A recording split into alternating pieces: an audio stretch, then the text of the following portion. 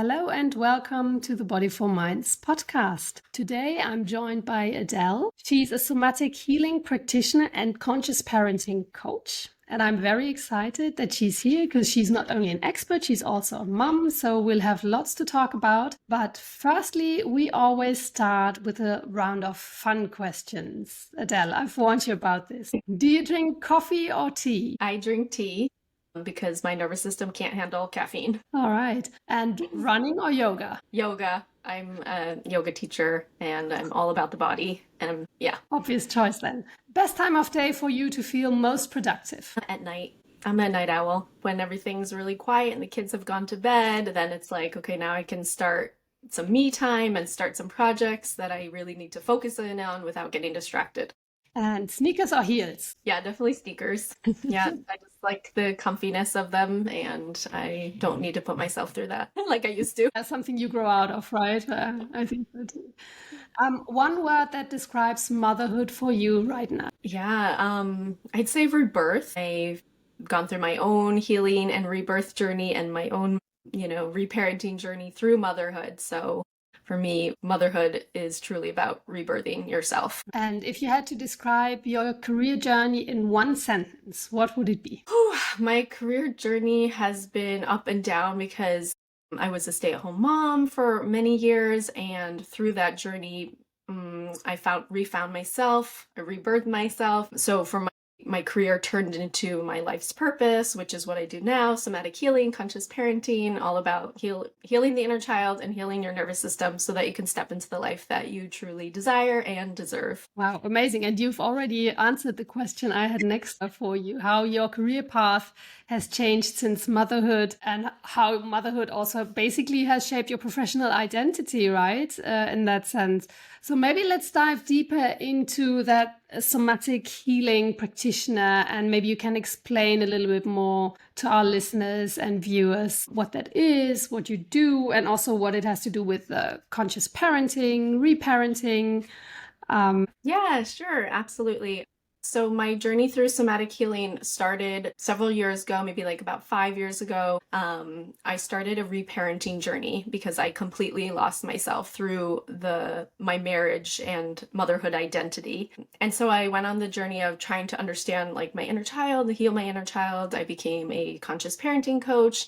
And I took that deeper because for me, I was still traumatized. And as the healing went, I re-triggered old wounds and became more like re-traumatized. So I had to discover something else that worked for me, and it met me at a deeper level. It met me in my subconscious, in my nervous system, and I had to understand all different various parts of myself that I think is really important when trying to remother yourself. All right. Wow. So there was some like deep work. What I'm wondering is, how did you find out about these possibilities and how important the body is in this context in healing trauma, and how did you find out for yourself? And then now you're applying that with your clients too, aren't you? Yeah, it really was a journey of just self-discovery because I was so helpless. I was like, I was really triggered by my son at the time. He was like, starting to say no. He was like a toddler. So he started to set his boundaries and I couldn't handle them because him doing that felt like control to me, and coming from an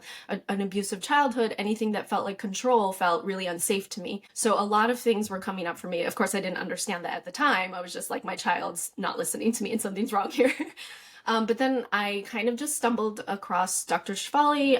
She's written several books, and I decided I really wanted to learn more from her because I was like, for me, I felt at the time that the inner child was the key to whatever stuckness I was in. So I dove deep into her work and I got certified with her, and it's been an amazing experience. I had to take it further because, like I mentioned earlier, that my nervous system was not able to heal the way I wanted it to do. It was not, listening to me because it's automatically operating within its own strategies. And so I learned the science of the nervous system. I learned more about how to create bodily awareness to understand your triggers deeper, and then understand the stories and the thoughts and the beliefs that the inner child was creating.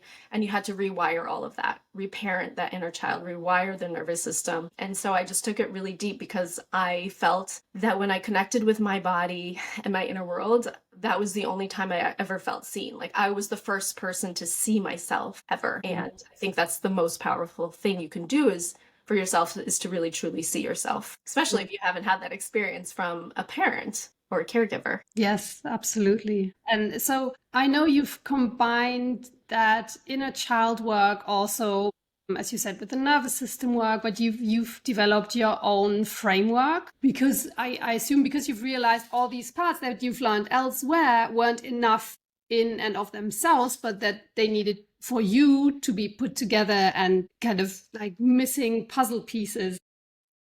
Yes. Yeah, it's definitely true. It's because I want to be the best version of myself. So I'm always striving to be what is best for me in alignment with me. It doesn't have to look like anybody else's journey, but what really feels core and true for me. And that's through the reparenting process and understanding like, who am I truly without the patterns, without the masks. What it comes down to, what I remember feeling when I was on my healing journey is like, it's still not working. Like, why? I've done so much work. I've spent so much money. Like, why am I still not where I want to be? And that really changed when I started to understand, like I said, the subconscious and the nervous system. And so what I did and realized was that through parenting, we were often told, and through healing, we're often told the power of the pause. And I'm sure you've heard that. I'm sure lots of your audience have heard this. And I was the mom that felt, even through my training, I felt I couldn't do that pause. I'm like, why can't I pause? The pause is not possible for me. I must be broken. Something's wrong with me. And I studied the nervous system and I found out and realized that actually everything was perfectly working for me and my circumstances because my nervous system was protecting me, since automatically always scanning our environment for safety, danger, or life threat. And based on that is how my nervous system is going to respond.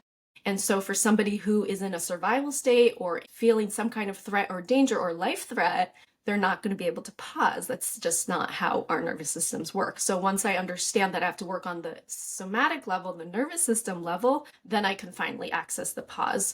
It wasn't like a head first kind of strategy. It just didn't work that way for me. Right. So how did you cultivate that pause through your body then?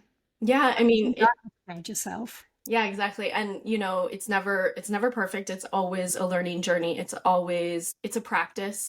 And we're basically retraining our bodies for safety. So that's it's an ongoing process. And so it's not only in the moments of a trigger that you're working with your nervous system. You're giving your nervous system what it needs throughout the day. You're making up for the times when it was triggered. Like if you had a very, triggering event that happened that day, then what do you do at night to kind of regulate and come back and things like that. So it's like really building a relationship with your nervous system. And I often talk about the nervous system and the inner child interchangeably because they relate so much to each other. The way your inner child reacts is your nervous system protecting you. Right. Yeah, that makes so much sense because it's all kind of ingrained in us when we were children, which is why we call it the inner child. Yeah. And it lives in the nervous system. It keeps living there, even though not consciously, of course. Of course, yeah. And I think it's hard for a lot of mothers to take that pause, right? To kind of settle, because also there's always so much to do. There's no time to just sit down and you don't feel guilty about. Absolutely. Oh, but I should be folding the laundry. I should be cleaning the house. I should be finishing that project for work or whatever it is. There are always more shoulds. But yes, these pauses are so important, like you said, for the nervous system, because also it adds up over time. Mm-hmm. You don't give the nervous system the break. And especially in the season that we're recording this in now, holiday season, maybe we can talk about that a bit more also. It's even busier. There's always more to do. And it adds up. Are there any things that you do in particular during the holiday season? Yeah, absolutely. So I think we have the seasons of our year, but we also have our seasons of our life and seasons of our healing journey. So I think that's where cultivating that deep relationship with yourself to understand your unique needs is important, and to empower those, right? To empower the needs that you have and allow them. So, for example, for several years during my healing journey, I had to avoid certain people in my life even more than I have to do now. So I don't think it's a, a seasonal, like yearly thing. Every season you should do this. It's really like tapping into what works for you now, like in your reparenting journey, in your rebirth journey. Like, how strong are your boundaries? If they're not as strong, maybe you also, to set that boundary, need to avoid a little bit to give yourself space. Whereas like if you show up, can you set those boundaries? If not, then maybe you need to like physically remove yourself a little bit, something like that. But yeah, it's always, for me, it's always tuning into my nervous system and what my nervous system needs, what's being triggered, what stories or beliefs are being triggered from my inner child when I am in familiar situations or with anybody who might trigger me at the time. I'm co-parenting with an ex, so there's always things along holidays and scheduling, and it's endless. And I think we just need to really tap into what's working for me today. And that's the power of presence. That's the power of the pause. Coming back to the pause is taking that that time to listen.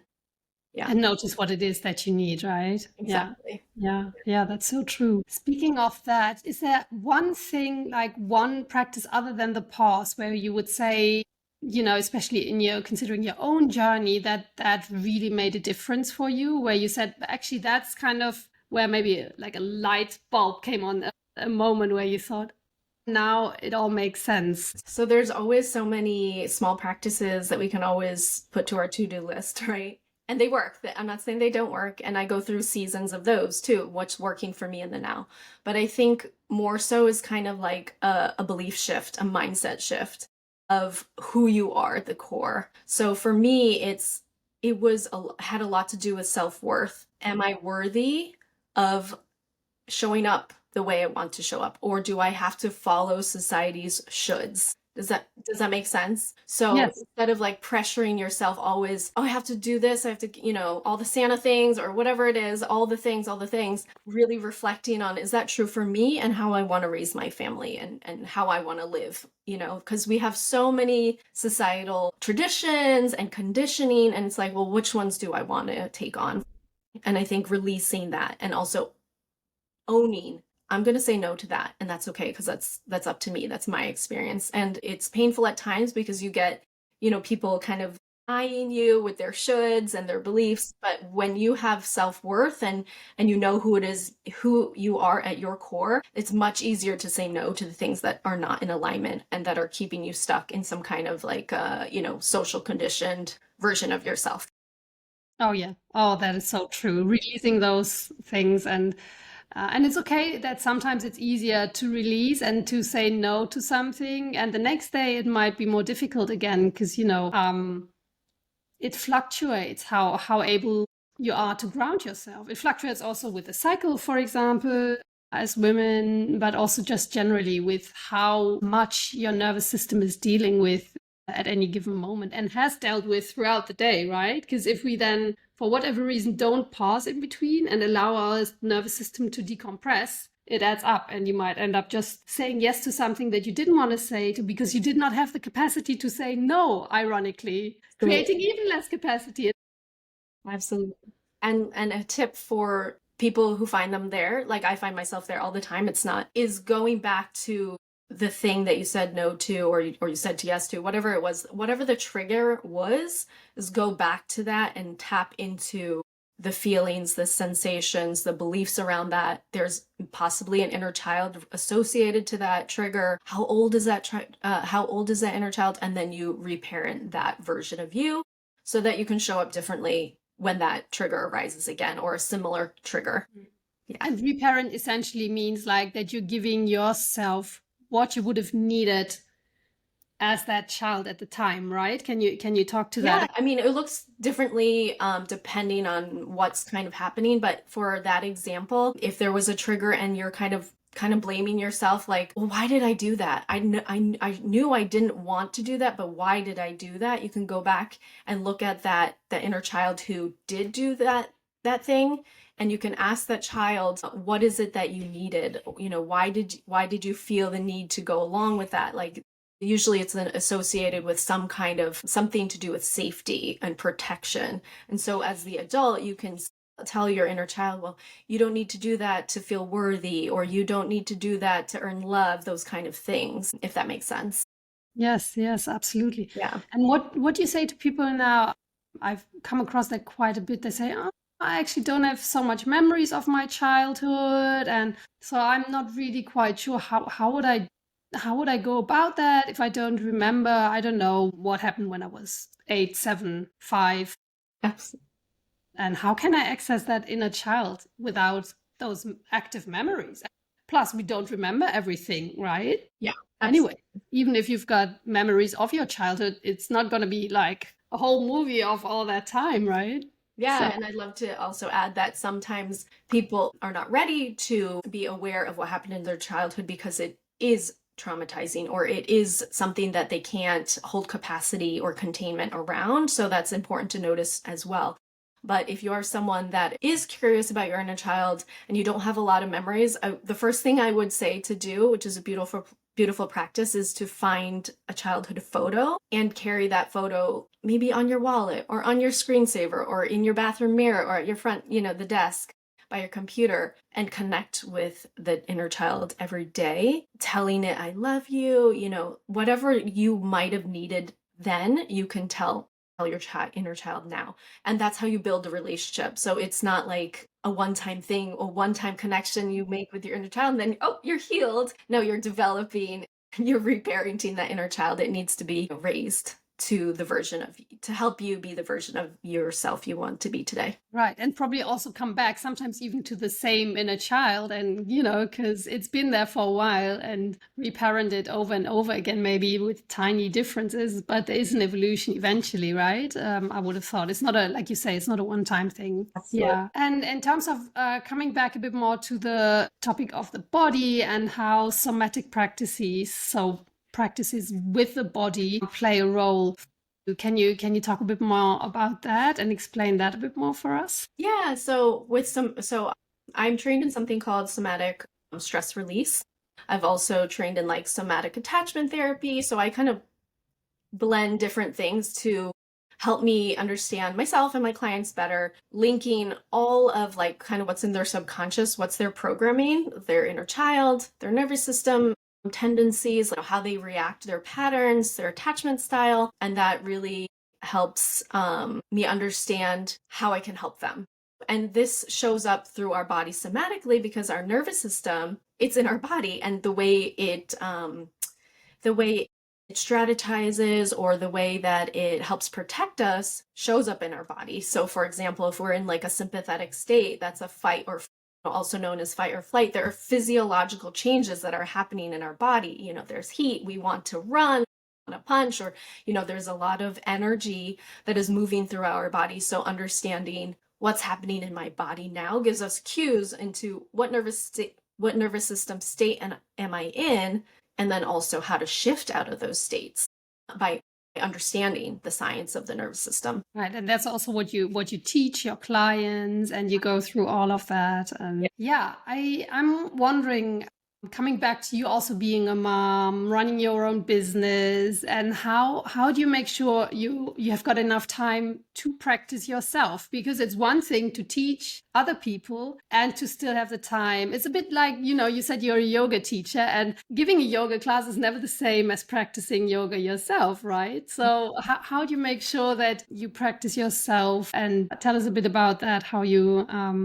schedule that in with all the demands that the kids bring, that your business brings. Yes, absolutely. I mean, there's a lot of stuff around organization that has to happen, but when it turned, like, everything in my calendar has a color code, and I need to, plug in things, that really helps with the kids. On what you were saying, like, how am I practicing while I'm also running this business or helping clients? The interesting thing about somatic healing is that as a practitioner, as somebody who's guiding somebody else to deepen their relationship with their nervous system, I need to have a deep relationship, because you, the client, or whoever I'm working with or talking to even, can feel that subconsciously in their body, how my nervous system is. And we have mirror neurons. So depending on what's happening in my body is going to affect you. So I have to be embodied and connected somatically for me to actually be successful in this, to help my client be successful. So interesting, like on a one-to-one, for example, I am also doing work on myself through the experience because I have to regulate. I have to be the calm, regulated facilitator. Just as when you're reparenting, you need to be the calm, regulated adult to reparent your inner child. So I help facilitate that. And then they learn that bodily education and awareness through me, through Right. what I project to them, basically. Right. So you're very lucky because Yes. you get to practice while you work. But Yes. so you still have to add on top of that, do you still have to practice by yourself? Or is it just like because you're now working with people, it's just in the application that you just keep practicing?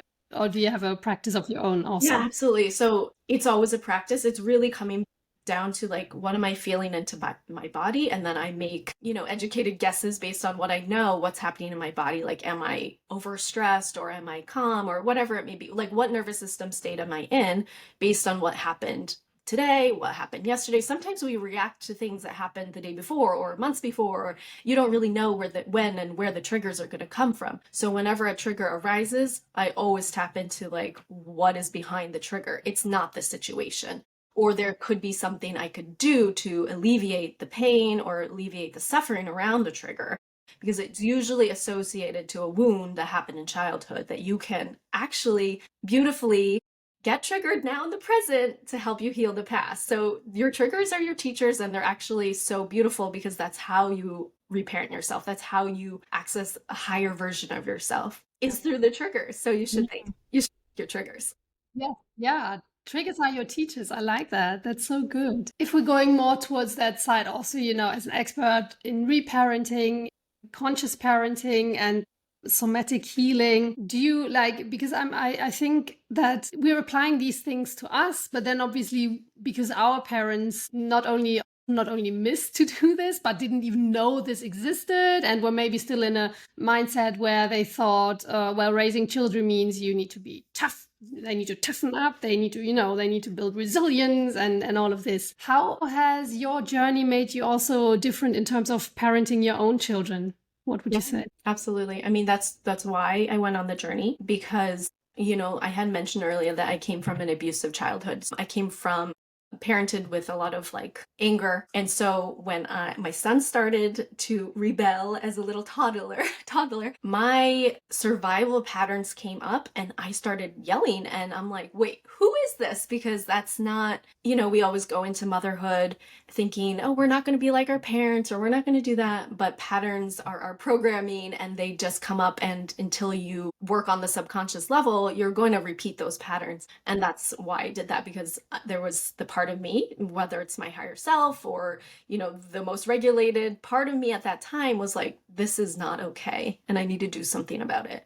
And it's completely shifted. It didn't only shift who I am as a parent, it shifted who I am as a person, as a partner. I'm in a newer partnership after my divorce. In my business, it's completely changed my life, and it's really changed how I relate to myself also. Okay. Yeah. So I hope that's a question that's okay to ask, because obviously it's still a process, like you said, you're still going over it. So what now happens? Let's say, I'm assuming sometimes it might still happen that you start yelling, even though you don't want to. Right. What do you do in that situation now? Whereas before you would be like horrified at yourself and think, oh my God, I'm like feeling ashamed, and why am I doing this? I don't want to do this. And yet you feel the anger, and it's like, something is telling you there's like, you need to set the boundary, but you don't know how to deal with it. What's the difference now? Maybe just to show people what what it would mean also for them if they could apply your way to their own lives, and how it might change their way of relating to their children. I love this question so much, because it's something I believe in so much and really passionate about, is healing the shame around our behaviors and how we show up, the shame around the guilt and the shame in motherhood and parenthood. And that's truly a component of healing that you need. Like, you can't really heal if you can't give yourself that compassion and accept, because you'll be on a spiral shame cycle. So what I do now is I first understand the science of my nervous system, so that takes away the shame, because it's an automatic thing in my body. So I can't control it, but I can rewire it. So it gives me compassion because it reminds me that I'm doing my best with what I have, with the tools I have, with the experiences I have, with the system I have, with the programming I have. And so it takes away the shame and it allows me to find forgiveness for that part of me, the part of me that came out to yell at my kids. And it allows me to shift it faster because instead of spiraling in shame, I give it love and compassion, I give it what it needs, and then I can move forward. And I show that to my kids. And I think that's one of the greatest gifts you can give your kids is to show them how to heal shame, how to forgive yourself, because nobody's perfect and we're going to mess up. That is really beautifully said. And yeah, it's so true, isn't it? Yeah. So if you were to say these are the steps that you need to take to kind of come back to yourself, to reparent that inner child, what would be the first step? Anybody listening and thinking, oh man, yeah, that I need this. What would be the first step they should take? Yeah, I think the first step is to find compassion for yourself and to understand slowly, to begin to understand what's beneath the surface. Because only then, when you understand your inner world, can you really transform your outer world, whether that's parenting, partnership, or in a professional setting.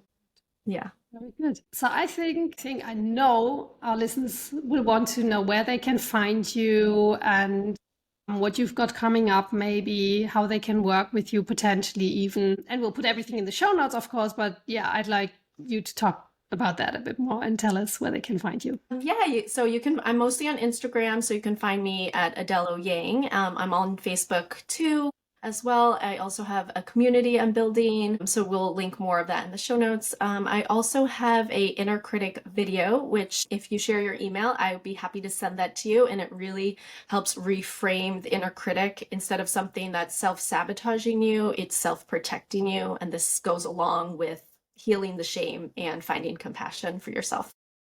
Oh, that sounds amazing. Yeah. Fantastic. Last question I'd like to ask you is, what's one small moment recently where you felt most like yourself, grounded, connected, or simply more you? Honestly, anytime I close my eyes and go inward is when I feel the most me. Because that's, that's where our programming is. And I think it's the deepest way you can connect to yourself. I love it. Beyond what's happening, what's triggering you, what's running in the background, what noise is, infiltrating your ears. Just being with yourself. That's beautiful. Absolutely. Adele, thank you so much for taking the time. Yeah, absolutely. Thank you so much, Katharina. I'm so happy to be here. Thank you. Thanks.